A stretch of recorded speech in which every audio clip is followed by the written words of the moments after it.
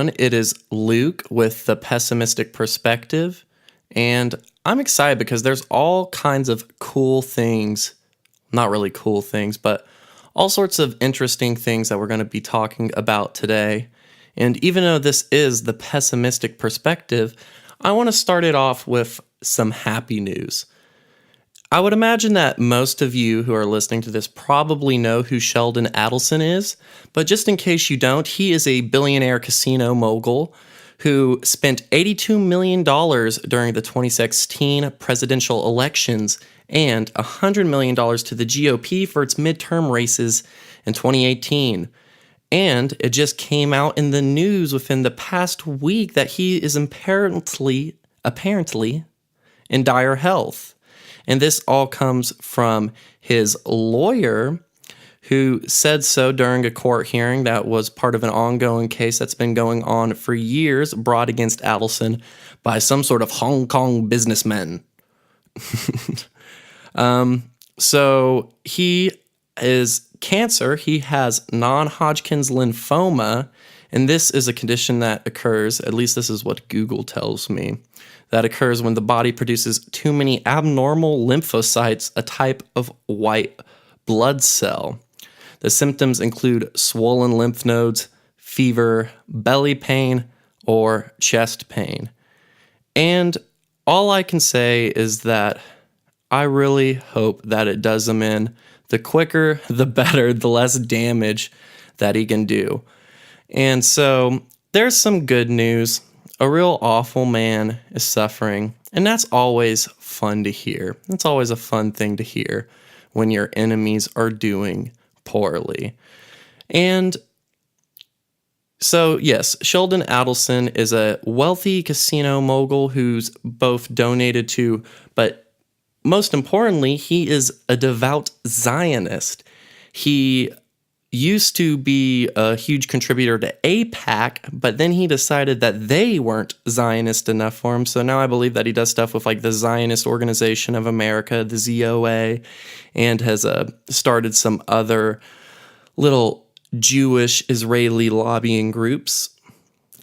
And let me just let me read you a quote from Sheldon Adelson. He said this in 2010 while he was in Israel, and I believe at the time that he was the man behind Newt Gingrich trying to get old Charmin Rollhead in office. But here's what he said when he was talking, and this is a quote.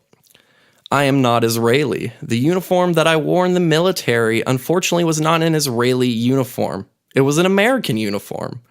Although my wife was in the IDF, and one of my daughters was in the IDF, and my our two little boys, one of whom will be bar mitzvahed tomorrow, hopefully he'll come back to Israel. His hobby is shooting, and he'll come back and be a sniper for the IDF." So during World War II, I believe it was World War II, Sheldon Adelson was an American soldier. But as he just said, he wished that he wasn't an American soldier. He'd much rather be in the IDF because, it's much funner just shooting little kids or shooting off, peaceful protesters and sniping journalists dead. Lord forbid that they try and do something like throw rocks, these horrible, awful Palestinians. So that is something that shows you a little bit about who Sheldon Adelson is as a person. Adelson has been a close confidant of Donald Trump and has given massive amounts to his campaign. And he did this on the condition that the U.S. Embassy in Israel was relocated to Jerusalem. And for all of those of you who have been following U.S.-Israeli relations, that did happen. The U.S. Embassy in Israel was relocated to Jerusalem. Even though Jerusalem is the Holy Land for the three major monotheistic religions, not just the Jewish religion, but also Christianity and Islam, it is a holy site. So, Sheldon Adelson, hopefully he drops soon.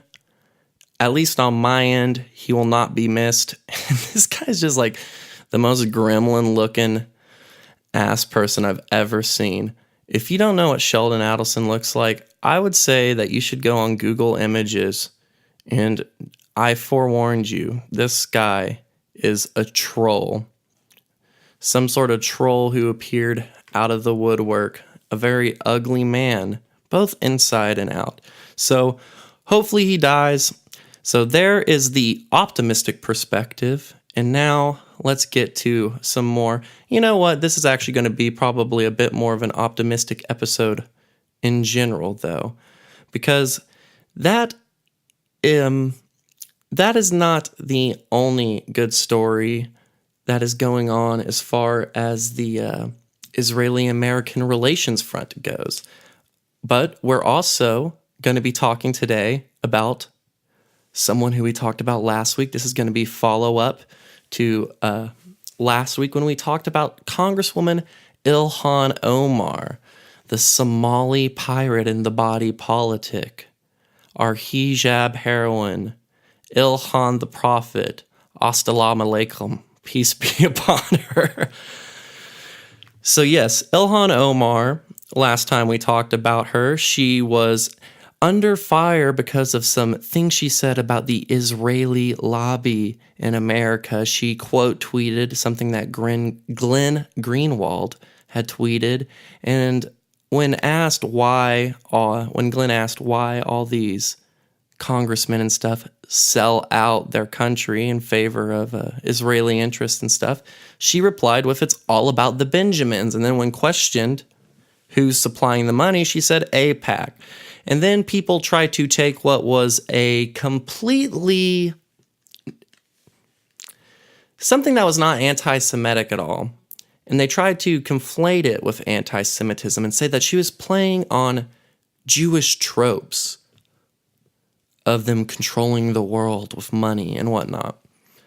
But, as I'm sure most of you know, the Israeli lobby isn't simply a Jewish lobby, the Zionist lobby. There's also Christian Zionists, neoconservatives, and not all of them are Jewish. A lot of them are, but not all of them. So this has all been an effort to conflate any criticism of Israel, any criticism of Zionism with anti-Semitism, and this has been going on for a while. But Ilhan Omar is one of the first people in Congress, one of the first people in U.S. politics as of recent to really bring any legitimate criticism of Israel to the table. Most of them have already bent over. They have all taken Bibi's big willy, small willy, I don't know why I had to compliment him. But they've all bent over for Israeli interests. But that kind of just shows you something about the sad, sad state of affairs in American politics, to where we need a fucking Somali Muslim to bring up the real issues, like the Israel lobby. And Ilhan Omar has made some further comments. While she did apologize, and we went over that in the last podcast, she still said some things that have gotten her into trouble. I'm not sure where she was giving this speech or talk at, but here is another quote that got her into trouble. "What I'm fearful of, because Rashida Tlaib and I are Muslim, that a lot of our Jewish colleagues, a lot of our constituents, a lot of our allies go to thinking that everything we say about Israel to be anti-Semitic because we are Muslim. And so to me, it's something that becomes designed to end the debate, because you get in the space of, yes, I know what intolerance looks like, and I'm sensitive when someone says, the words you used, Ilhan, are resemblance of intolerance. And I am cautious of that, and I feel pained by that.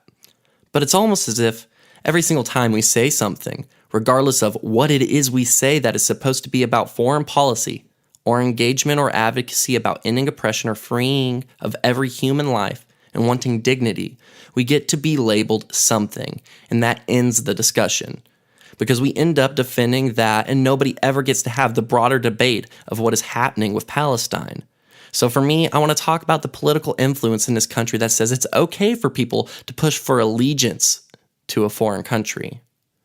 That was a very important part of that.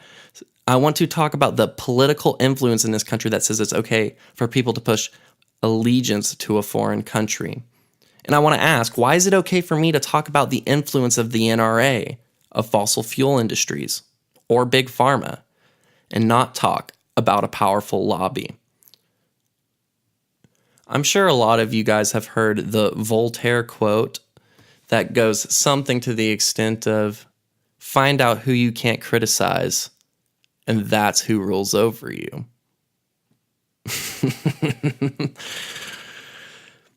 So anyways, when she said this recently, she said this after her tweets about how it's all about the Benjamins and whatnot. This just further enraged all the Zionist and the American corporate media, the mainstream media, and politicians.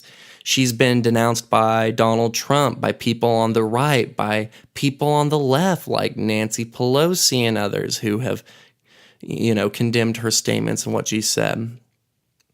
So they're not really doing a whole lot to suggest that her thesis is wrong, that this is a very contentious issue, that they try to silence any opposition to Israeli and Zionist factions in the American government, that if you speak out about the Israeli lobby, that you'll be silenced, that you'll be silenced, that you'll be smeared, that your name will be dragged through the mud. And after she said these things, someone pulled up an old tweet of hers from 2012 in order to try and further drag her name through the mud, where she said, "Israel has hypnotized the world. May Allah awaken the people and help them see the evil doings of Israel." And I believe that when this was going on, this was one of the times when Israel was really dropping bombs heavy on Gaza and basically just committing massacres by the day. So you can understand where some of her anger and frustration is coming from. But nonetheless, this was used as, further proof that this Somali Muslim is a neo-Nazi or something. I don't even know what they're trying to say, but that she's anti-Semitic. But what'd she say? Help them see the evil doings of Israel.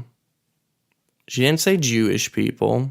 She didn't say anything of the sort. So this is just further trying to conflate the idea that any criticism of Israel, the Israeli lobby, of Zionism, means that you're anti-Semitic. And this is a strategic move by Zionists, by neocons, in order to silence any discussion on the topic, because nobody wants to be labeled anti-Semitic. There's so much money that's floating around through Congress and whatnot already that it makes it hard to reject the money for these scumbag politicians. But then when you add on top of it that if you do criticize the Israel lobby, or if you do criticize Israel, Zionism, that you will be labeled as anti-Semitic. And this isn't the first time that happened. This happened with Congresswoman Cynthia McKinney back in the day. I can't remember the other guy's name who I was going to mention, but there's been a handful of people in government who have criticized Israel and the Israeli lobby and tried to share the influence that it has over U.S. electoral politics. But that never really ends up working out for them. They usually end up getting ousted out of their position, smeared as anti-Semitic by the media, and all of that horse shit. So it looks like Ilhan Omar might be facing some more trouble. Just this little tweet that she did, quoting Glenn Greenwald, has basically had her at the center of a lot of the mainstream media for the past few weeks. And it seems like all that they want to talk about is the increase in anti-Semitism. They keep referencing how the ADL has said that anti-Semitic hate crimes have risen, which I'm not sure about that. I wouldn't be surprised. There's a good Reason article saying that the reason that there's this alleged increase in anti-Semitic hate crimes is because of the way that these hate crimes are being accounted for, that they have loosened what used to be the definition of anti-Semitic hate crime or whatever. And a lot of them, like we saw that bomb threat to like a synagogue was called in by an Israeli teenager. They said that white power activist had gone and desecrated Jewish graves, and then it ended up being a black guy, and he really wasn't doing it because they were Jewish graves. He was just trying to, raise some hell. And so a lot of it has to do with all in the way it's being counted. But that hasn't stopped them from taking further action and trying to silence any opposition to Israel, to Zionism, to the Jewish lobby, to the Zionist lobby, all of this. And we see that I can't remember what his name is, but one of the top guys at the ADL has said that they have been working with Google and have created AI algorithms to try and detect anti-Semitic content on the internet and redirect people searching for so-called anti-Semitic things to good sources like, the ADL. So it looks like Ilhan Omar's got some more fun in her future. So last Thursday, a 407 to 23 vote in the House of Representatives passed this anti-hate resolution, which if you go read through it, I mean, it's got to be the most meaningless, difficult to read and follow thing ever. It's absolutely ridiculous. And initially it started as just condemning anti-Semitism, but they eventually extended the definition into everything from denouncing white nationalists, white supremacists, to Islamophobia. And all the people who voted against it, the 23 Republicans who voted against it, they didn't even vote against it because they were against this resolution in general, but just because they only wanted to include it as anti-Semitism under the resolution. They didn't want to have the Islamophobia and all that other stuff. So, yeah, I guess that's not so optimistic news. One congresswoman told Ilhan Omar that questioning support for U.S.-Israel relationship is unacceptable. That's a direct quote. So how dare you wonder why this developed country, we give them $3.8 billion in aid a year. Don't question that. How dare you, you anti-Semite neo-Nazi? Another said, there are many reasons to support Israel, but there is no reason to oppose Israel. I mean, I guess if you're for murdering children, bulldozing people's houses down, and turning over their property to Jewish settlers, if you have no problem with the apartheid regime that's going on over there and all the discriminatory laws that are put in place against Palestinians, yeah, I guess then if you're for all those things, if you're for genocide, if you're for driving people away from their home, sniping babies, then there is nothing to oppose. While yet another one declared that all in Congress are committed to ensuring that the United States and Israel stand as one. Senator Kristen Gillibrand of New York characteristically tried to cover both ends when she said, those with critical views of Israel, such as Congresswoman Omar, should be able to express their views without employing anti-Semitic tropes about money or influence. So if we're not allowed to talk about the Israel lobby, if we're not allowed to talk about the fact that they get money into the pockets of congressmen in order to influence politics, I mean, you restrict the discussion so much at that point. If that's not an acceptable thing to bring up, if that's an anti-Semitic trope, I mean, then there's no hope. We can't even have a debate about the efficacy of what's going on in the Israel lobby. So, I mean, that's absolutely retarded. So ass backwards. And I think she was like trying to extend an olive branch in some weird way, but it's like, no, you're just as bad as all the other hardcore Zionists with that one.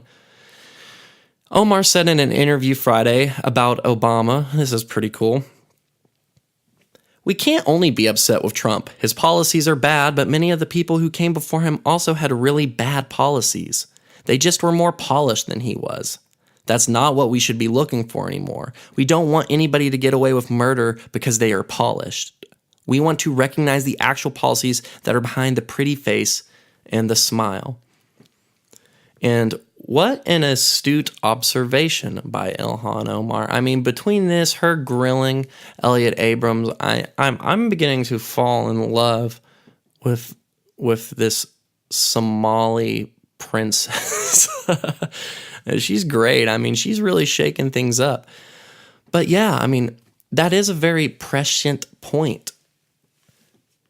All these liberals who were anti-war during the Bush years, I can't believe that you invaded Iraq under the false pretense of weapons of mass destruction and it led to the death of probably 1 million Iraqis, which is all true and good. But then Obama comes into office and he's smooth and polished. And then you see everything that happened in Syria under the Obama administration. In 2011, they overthrew the government of Muammar Gaddafi. And however you feel about Gaddafi, now look at what's fucking happening in Libya. We got the slave trade back again because, you know, we're liberating the people. And by liberating the people, we mean literally bringing slavery back to Libya to where they have open slave markets in Libya. You have terrorists, jihadists who basically control the region, and now it's been pretty much a failed state ever since. So that's what all the liberation that the U.S. government brought to the people of Libya under Barack Obama. I want to say it was like it was more than 20,000 drone strikes that he did each year or something absolutely ridiculous about that. So Obama actually ramped up the pro-war policies of Bush. We stayed in Iraq. We've stayed in Afghanistan. You know, we still have troops and bases all over the world. So whatever phony fucking bullshit that he had to say about, you know, I want to get us, my name's Barack Obama. I want to get us out of all these meaningless wars, all these never-ending wars, or whatever he was saying back then. He wanted to have the most transparent administration in American history. And then what did he do? He locked up more whistleblowers than anyone else in American history. So that's just kind of the extent of the bullshit that was going on under the Obama administration. But all these liberals who had been super vocal in their opposition to George Bush didn't have anything to say about war once Barack Obama got into office. And so the anti-war left died off. And really, they haven't been back ever since then. They've been so caught up with the fucking Russiagate nonsense and their fantasies of getting Donald Trump impeached that they have been completely silent on all the real issues. Identity politics has become so popular on the left that, you know, we're too busy about talking about respecting women's or you know, where transgender people should go to the bathroom and all that shit, that we can't actually have meaningful conversations with the left anymore about all the wars that are going on. They've completely abandoned the working class. So that is what the left has done as of recent. And so that was a very astute observation by Ilhan Omar. The New York Times columnist Michelle Goldberg criticized Omar because of her, quote, minimizing the legacy of the Holocaust. Which, I mean, she didn't even say shit about the Holocaust. How weak, how lame. I'm so sick of hearing about the Holocaust. I truly am. I remember when I was a Christian schoolboy, and they had us read like 3 or 4 books on the Holocaust in 1 year, and it's like, what are you trying to get at here? Can we study any other historical event other than slavery and the Holocaust? I feel like that's all was ever talked about in history class. So, I mean, what a weak, pathetic attempt to try and take something as awful as the Holocaust and politicize it to go after Ilhan Omar. I mean, she didn't say shit about the Holocaust. And if she's trying to imply that that has something to do with what she said about dual loyalty, no, it doesn't. You have all these people taking oaths to Israel during these, all these congressmen taking oaths to Israel, taking all this money from AIPAC. We have Israeli dual citizens in our government, and we can't ask questions like, maybe you aren't being biased when it comes to the discussion of what's going on in Israel, between Israel and Palestine, and Israeli influence, Zionist influence in American politics. And I could keep going on with some of these quotes that I have written down, but anyways, I think you get the point that the media has been trying to smear this lady as an anti-Semite, as some sort of horrible Jew-hating eliminationist, when all she simply tried to do was call attention to how it's okay that we talk about Big Pharma, about the NRA, the fossil fuel industry, any of these other lobbying groups, but as soon as you mention Israel, you get conflated in an anti-Semite. And I really do think it's becoming one of the most important issues of our time. And there was a Pew poll recently that said that support for Israel is the lowest that it has been in the past.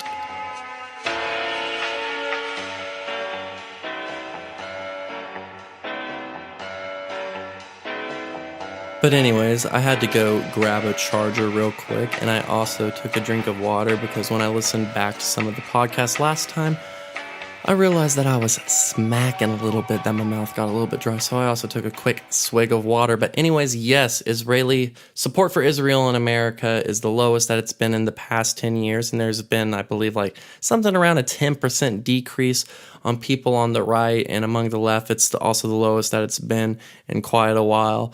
So it seems like public perception is beginning to change a little bit on Israel, and possibly the best thing that Ilhan Omar has done is bringing this conversation, bringing this topic back into the mainstream media.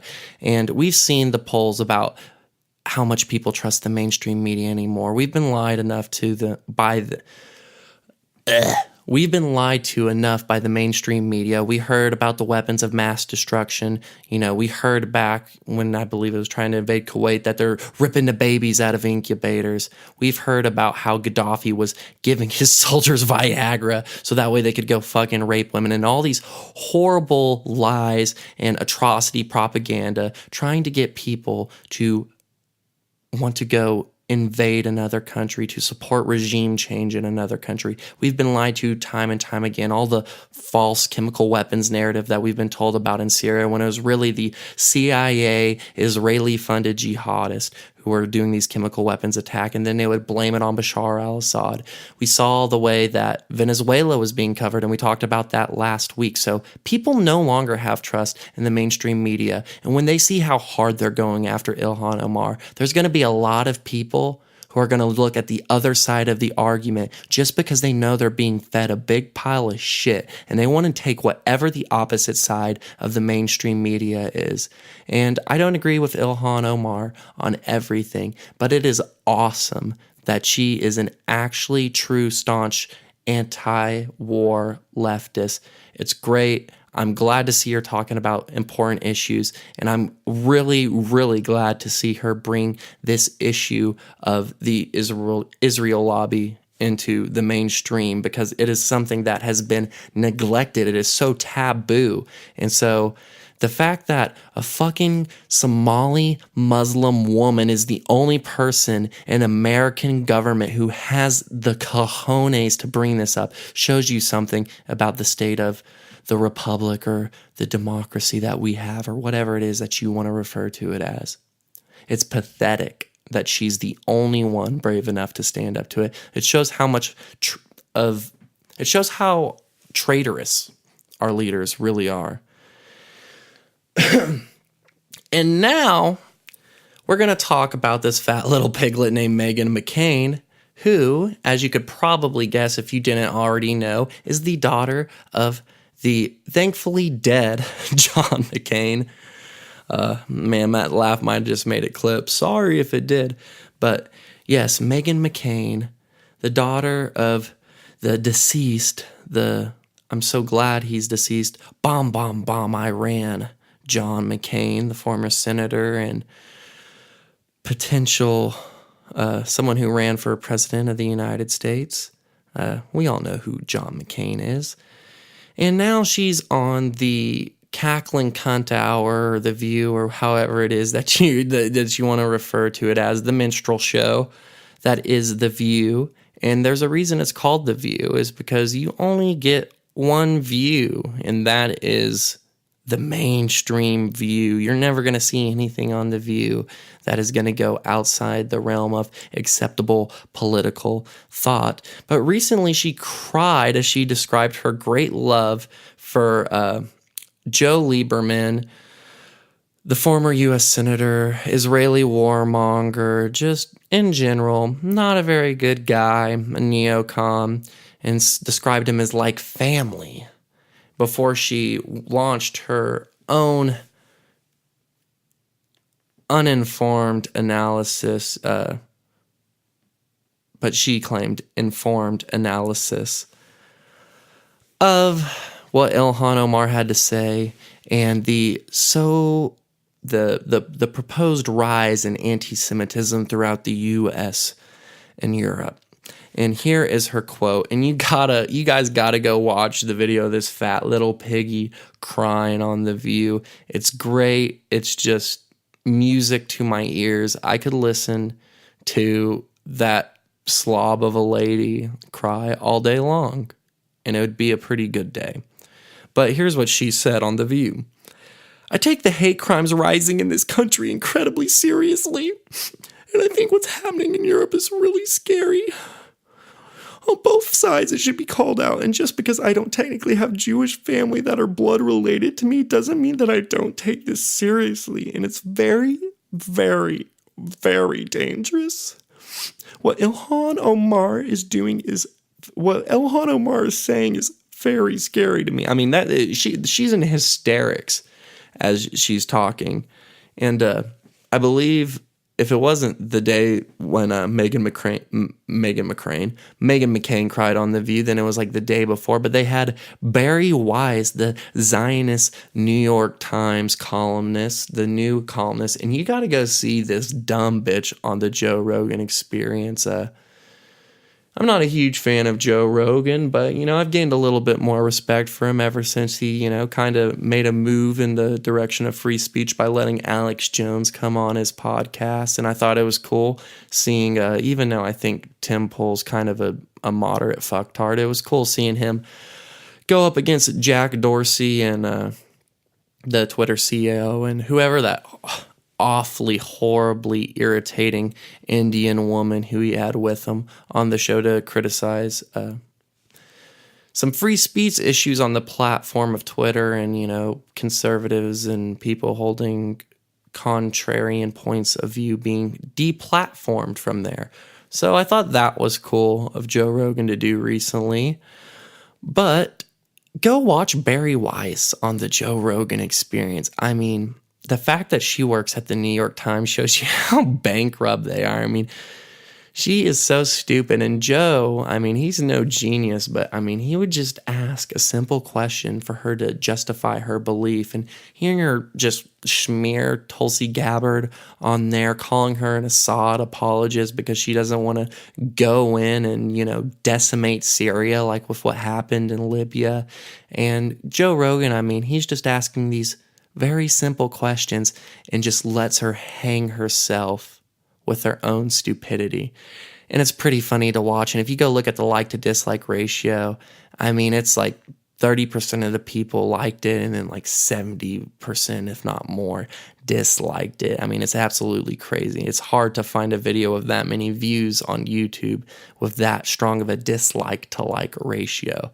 So that shows you that people aren't buying this shit anymore, and that the days of the Zionist occupation of American government are numbered. We're winning, folks. That's my Alex Jones impression. But Alex Jones isn't going to mention anything about Israel because who knows? Maybe they butter his bread. Maybe he's just another one of these dumb Christian Zionist conservatives. I don't really know. I don't really care. I do like Alex Jones to the extent that he is absolutely hysterical to watch. But no, I mean, when he said that the Chi-Coms run Hollywood, it's like, I think you got the wrong group there, buddy. But yeah, he says some pretty absurd stuff. But yeah, Meghan McCain, this fat pig, and then recently, I mean, this is just a sign note. I just kind of want to bring this up that this is funny, but Joy Behar recently kind of roasted her a little bit because they were having a discussion about Steve King, the whatever he is in government, who said he doesn't know how terms like white supremacy and, white identity and Western civilization have become naughty words or something to that extent. And people got all up in arms about it, and they were having a talk about it on The View. And during this, Meghan McCain was kind of being chastised by her on her position when it came to the issue. And she started crying and go, "How could you call me racist when I'm John McCain's daughter? I'm not racist. My dad's John McCain." That same John McCain who you can go find images of him posing with Ukrainian neo-Nazis on Google Images, that John McCain, who helped get funding and arming to Ukrainian neo-Nazis so that way we could institute a coup into Ukraine in 2014. Another one of those great humanitarian missions by Barack Obama. So yeah, Ilhan Omar was not wrong when she criticized Obama. And I wish that more people on the left could be honest about the policies of Obama and Bill Clinton and all the liberal predecessors beforehand and admit, yeah, these guys weren't consistent progressives. They weren't anti-war. They, sold out the interest of their electorate. They didn't end up representing the people the way that they said they would. I think Americans, at least they used to be sick of war. I don't know anymore. I mean, people from my generation are pretty much born into the age of the war on terror. So, I mean, we don't know anything other than perpetual warfare. But really, I mean, America hasn't known anything besides perpetual warfare for a long time. I mean, between the Cold War and what's going on now over in the Middle East and the war on terror, I mean, we were overthrowing Latin American countries and all the Iran-Contra shit and stuff that happened under Reagan. I mean, it's been a while since we've been a peacetime nation. But yeah, I just thought that was really funny watching Meghan McCain. I'm not racist. Look I can't believe, I mean, I know they're all hysterical bitches on that show, but I mean, Meghan McCain, I mean, she's particularly obnoxious. She made me like Joy fucking Behar for a second. That's how much Meghan McCain sucks. And this is just an interesting little anecdote. I mean, I could talk about how awful John McCain is all day long, believe me. But I just wanted to, I thought this was a funny little tidbit that you guys might enjoy. In his book, The Real McCain, Cliff Schechter writes that at a 1992 campaign stop with reporters nearby, McCain was joined by his wife Cindy and two campaign aides. At one point, Cindy playfully twirled McCain's hair and said, "You're getting a little thin up there." McCain's face reddened, and he responded, "At least I don't plaster on the makeup like a trollop, you cunt." A trollop, what an old school word. You hussy. But no, yeah, I mean, it's kind of like when Meghan McCain was crying on The View and had Joe Biden, good old Uncle Joe Biden, your good old creepy uncle. You guys ought to go watch the videos of him molesting like little children on camera practically. The way he hugs them and touches them, it's downright creepy. And we know from people like Dennis Hastert, the billionaire Wall Street investment banker Jeffrey Epstein, who had connections to Donald Trump, Bill Clinton, Kevin Spacey, who, got Me Too because Kevin Spacey came on to an underage boy. Yeah, we know that pedophilia is something in the elite. So yeah, that would not surprise me in the slightest that Joe Biden. But yeah, Joe Biden's comforting Meghan McCain right after her dad died, and it's like, first of all, I would like to bathe in the tears of Meghan McCain weeping over her shithead father. Yeah, I don't even have a second to follow up with. I feel like that's a succinct enough definition. But anyways, yeah. John McCain sucks. Meghan McCain sucks. What's new? That's nothing that you guys didn't know. But if you guys are looking for a pick-me-up, if you're having a hard day, go watch Meghan McCain cry on The View over the so-called increase in anti-Semitism and people like Ilhan Omar trafficking these ideas. But yeah, I mean, I guess the View's really been hitting the Zionist propaganda real hard, and there might not be anything as annoying as the Barry wife. She's got to just be the most aggravating bitch ever. But listening to her talk about these issues is not only is it absolutely mind-numbing, and the depth of her thought is so shallow and goofy. But I mean, yeah, I mean, she's saying like, anti-Semitism doesn't just exist on the far right, and it's easy to see that when these skinhead neo-Nazis are marching around Charlottesville saying Jews will not replace us, that's easy to spot as anti-Semitism. But oftentimes anti-Semitism exists on the left, and it's done under the guise of, human rights and helping the Palestinian people. No, shithead. Maybe there's some people who actually just want to support human rights, who don't want to continue the genocide of the native population of the region, who don't want to drive these people off their homes to turn it over to Jewish settlers, who aren't cool with fucking IDF soldiers sniping babies. You can go look. They sell shirts in Israel where it has a pregnant Arab woman on it in the middle of crosshairs of a sniper rifle. And in Hebrew, it says 1 shot, 2 kills. And these shirts are worn by the Israeli people. You can watch pro-Israeli rallies. I believe I read just today that Israeli journalists is facing getting locked up for quite a long time because she dared to call these IDF soldiers who were abusing and basically torturing these 2 people who they had in custody. She called them animals, and she said that the occupation of Palestine turns good people into animals. And it's true. You can see the tribalism that goes on over in Israel. You should go look at some of the reporting that Abby Martin has done for Empire Files over on the ground. I'll link some of that in the show notes, which if you want to see some of the sources for all these things that I'm going to be talking about, you want to verify what it is that I'm saying or see where it is where I'm getting my information or my opinions from, I'm going to try and link to most of it. And oh, wait, one last thing before I move from the subject of Israel onto Venezuela and recap that, and then I'm going to be done with this episode.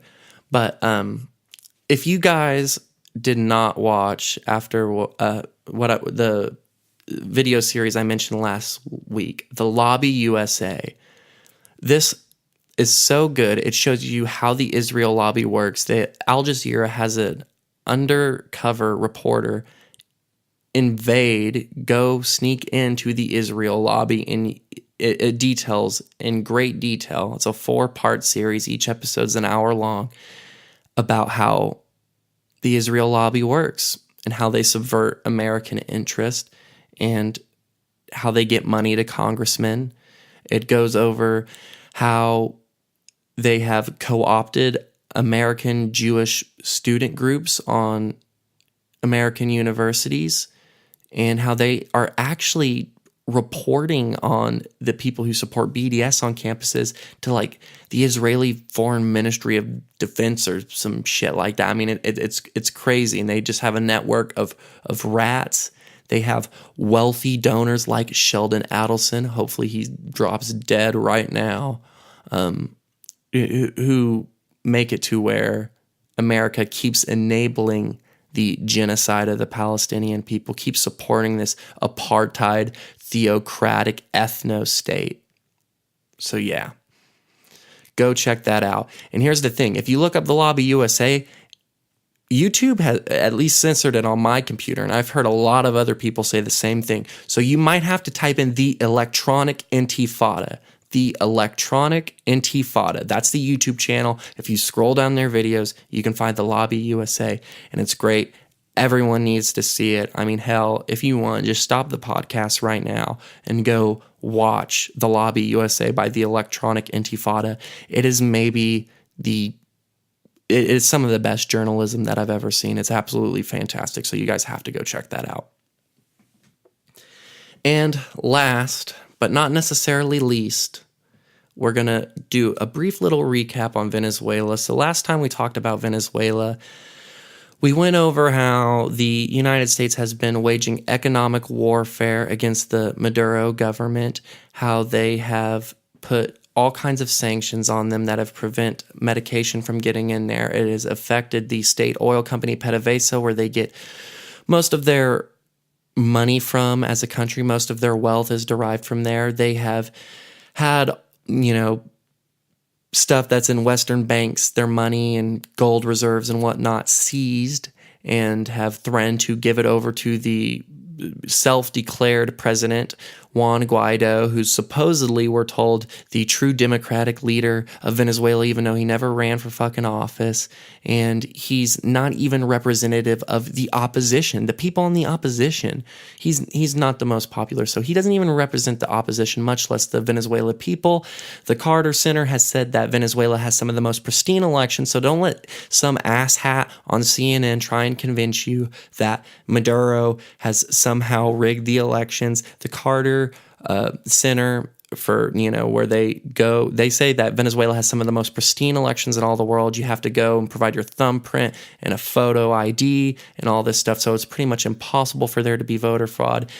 All these people in the opposition, they say that the elections were rigged, but this last election they boycotted, and for some reason when some sort of opposition member won some sort of, not won, but was elected into some sort of government position, then they never contested the results of that election. But anytime that the Chavistas, that Maduro or Chavez won, and we tried to overthrow Venezuela back in 2002. It was people like Elliot Abrams, who was involved in Iran-Contra, who used weapons to smuggle in humanitarian aid, yada, yada, yada. If you don't know what I'm talking about and you haven't listened to the last episode that I've done, go check that out. I'm going to go into a lot more depth in this, but this is really just going to be a recap of some of the more recent developments.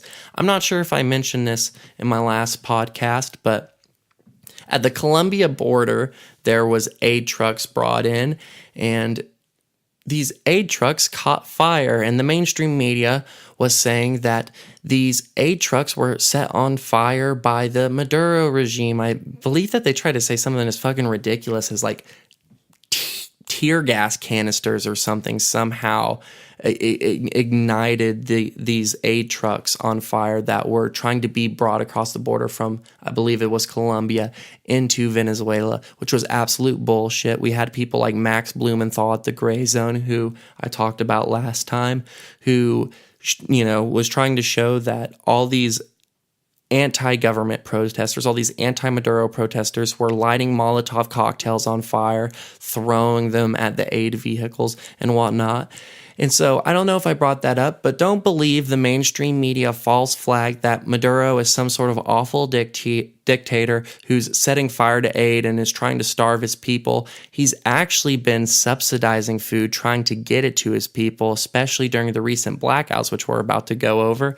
And he's been accepting aid from places like Russia. He just doesn't want to accept aid from people like Elliot fucking Abrams, who used aid to smuggle in weapons, which we talked about last episode, so go check that stuff out. But anyways, I'm about to, surprisingly enough, out of all people, the New York Times, the same people who employ that stupid, that dumb old lady, Barry Weiss, that same New York Times actually reported some truth in an article titled, "Footage Contradicts U.S. Claim That Nicolas Maduro Burned Aid Convoy." And I'm going to read a brief little snippet from this article. Unpublished footage obtained by the New York Times and previously released tapes, including footage released by the Colombian government, which has blamed Mr. Maduro for the fire, allowed for a reconstruction of the incident. It suggests that a Molotov cocktail thrown by an anti-government protester was the most likely trigger for the blaze. At one point, a homemade bomb made from a bottle is hurled toward the police, who were blocking a bridge connecting Colombia and Venezuela to prevent the aid trucks from getting through. But the rag used to light the Molotov cocktail separates from the bottle, flying toward the aid truck instead. Half a minute later, that truck is in flames. The same protester can be seen 20 minutes earlier in a different video hitting another truck with a Molotov cocktail while setting it on fire. So, there you go. If you don't believe it from people in the alternative media, like Max Blumenthal, maybe you'll believe the New York Times for some stupid fucking reason. But there you go. And the video that the New York Times released, which I'm very surprised to see some establishment corporate mouthpiece publication like the New York Times publish something like this. But it's clear as day. You can see it. I didn't believe it from the beginning. It did happen when I recorded the last podcast. It did happen by them, but I don't think for some reason that I mentioned it. But anyways, Maduro he's only been blocking aid from the U.S. He's not blocking aid from anybody else, and he didn't set the trucks on fire. It was anti-Maduro, anti-government protesters. And now when it comes to the blackout, there's a very good website that I linked to last time and I mentioned a little bit in the last podcast called Venezuela Analysis, which is based in Caracas, I believe. But if you want to get some of the best information when it comes to what is going on in Venezuela, a very informed perspective, go to venezuelaanalysis.com. They have really great stuff, but I'm going to read a couple paragraphs from an article that they wrote about the blackouts that have been going on in Venezuela that people like Mike Pompeo, Mr. Mike, there is Hamas cells in Venezuela, Pompeo.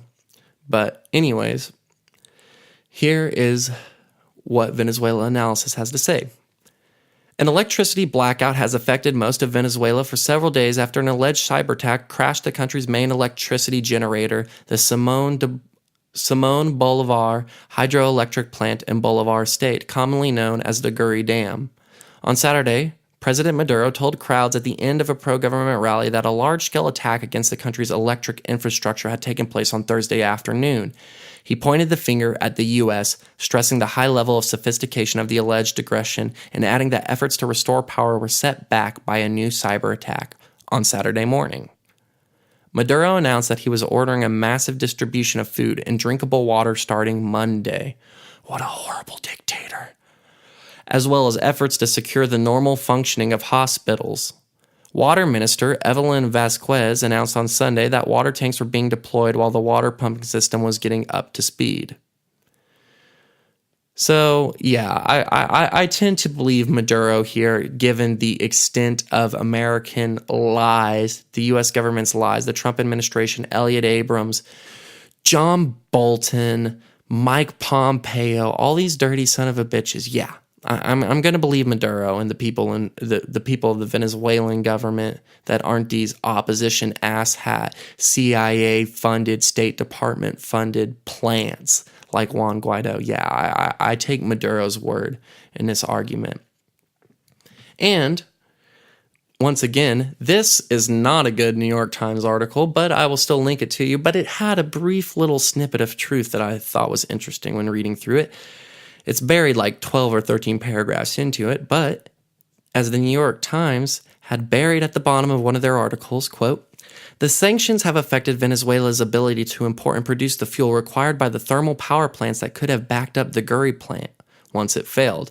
So, once again, it was most likely the United States who targeted the Guri Dam in the first place, this electricity generator, and through some sort of cyber attack managed to take out the main electricity generator and create this blackout and then blame it on Maduro. And even if you don't buy that, well, the sanctions that we have placed still affect the people of Venezuela. Oh, but I thought these were the smart sanctions where, we don't kill anybody. We only hurt the rich, powerful people in Venezuela. And by the way, the rich, powerful people in Venezuela, they aren't the Chavistas. They're all these opposition asshats who want to get rid of socialism, who want to come in, they want to privatize the oil so that way they can sell it to their American buddies, have Citgo come in, the Koch brothers can get rich and take all this oil back to their refinery. It's absolute dog shit what we're being fed about Venezuela in the mainstream media.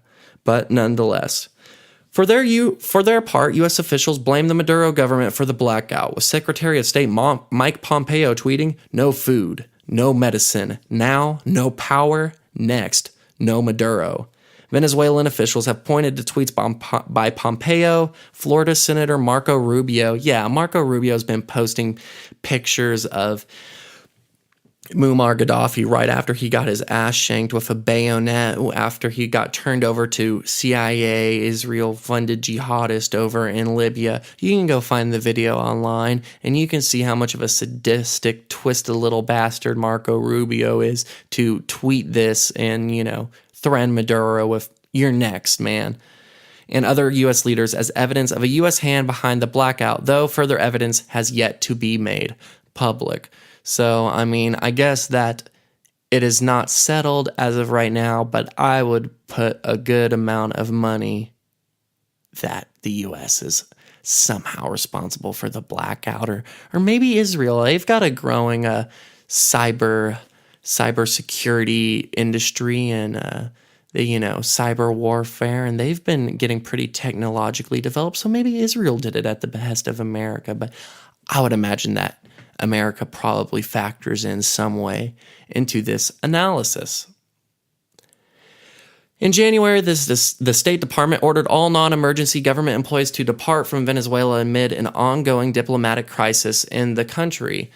And Pompeo announced just recently the withdrawal of the remaining U.S. diplomats from Venezuela and tweeted, quote, "Like the January 24th decision to withdraw all dependents and reduce embassy staff to a minimum, this decision reflects the deteriorating situation in Venezuela, as well as the conclusion that the presence of U.S. diplomatic staff at the embassy has become a constraint on U.S. policy."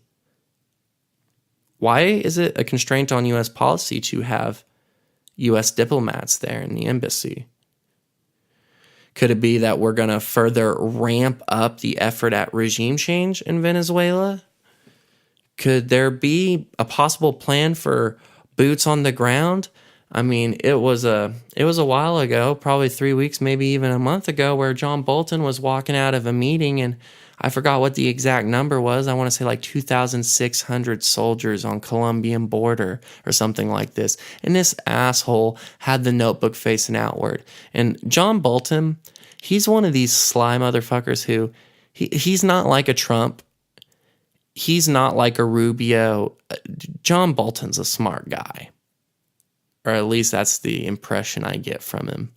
And so I don't think that it was an accident that he had I think that was some sort of psychological warfare. I think he knew that would get reported in the media and that it would somehow get back to the Venezuelan officials, and that would help put further fear into them.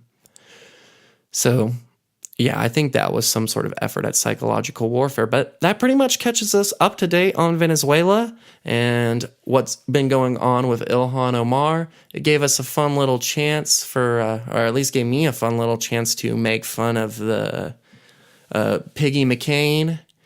And, relish in the bad health of Sheldon Adelson. Hopefully he drops like John McCain. I hope John McCain's brain tumor made him suffer and brought him a lot of pain, as I hope that the non-Hodgkin's lymphoma that Adelson has does so to him. So, yeah, that's it. Assalamu alaikum. Long live the Prophet Ilhan. Peace be upon her. You guys take care. I will talk to you all soon. Oh, and I submitted the podcast to iTunes And I'm going to plan on making social media and stuff, so look out for all of that. I'm going to try and make this bigger and better and try and get it to where it's really interactive with you guys. And so let me know if there's anything that you guys would like me to talk about, any issues that you would like me to address. But yeah, that's all I've got for the moment. I hope you guys enjoyed it. Bye-bye.